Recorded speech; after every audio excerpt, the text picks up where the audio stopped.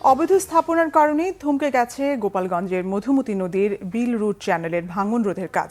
প্রভাবশালীদের দোকান সহ বিভিন্ন ব্যবসা প্রতিষ্ঠানের কারণে স্থাপন করা যাচ্ছে না সিসি ব্লক। এতে নির্ধারিত সময়ে কাজ শেষ হওয়া নিয়ে দেখা দিয়েছে অনিশ্চয়তা। নতুন করে ভাঙনের শঙ্কায় সড়ক সহ বসতভিটা। গোপালগঞ্জ প্রতিনিধি মনোজ সাহার পাঠানো তথ্য ছবিতে ডেস্ক রিপোর্ট।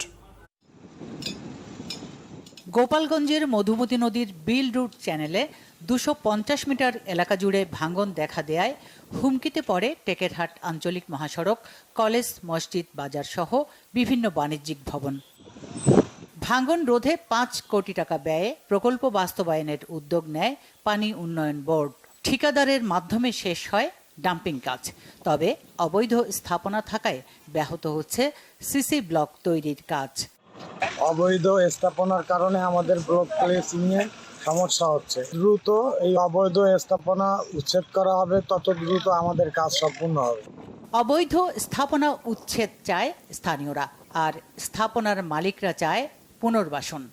এখান থেকে যদি উচ্ছেদ করা হয়, পরবর্তীতে আমাদের একটা পুনর্বাসনের ব্যবস্থা করলে আমরা অন্তত ছেলে মেয়ে নিয়ে বেঁচে থাকতে পারবো। সরকারি জায়গায় আমার ঘর ছিল, সরকারি নোটিশ পাওয়ার পরে সরকারি কাজের জন্য আমার ঘর আমি খুলে দিয়েছি। অবৈধ স্থাপনা অপসারণে জেলা প্রশাসনের সাথে যোগাযোগ রেখেছে পানি উন্নয়ন বোর্ড, তবে নেই তেমন অগ্রগতি। অবৈধ বাজার রয়েছে, এই বাজারটির কারণে সেখানে প্লেসিং কাজটি করা যাচ্ছে না। ফলে কাজটি যদি প্লেসিংটি সম্পন্ন করা না যায়, তাহলে এই সড়কটি হুমকির মুখে পড়বে।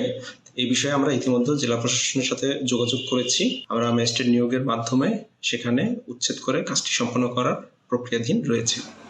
নির্ধারিত সময়ে প্রকল্পটি বাস্তবায়ন হলে ভাঙন থেকে রেহাই পাবে শত কোটি টাকার সম্পদ। Bangla vision news desk.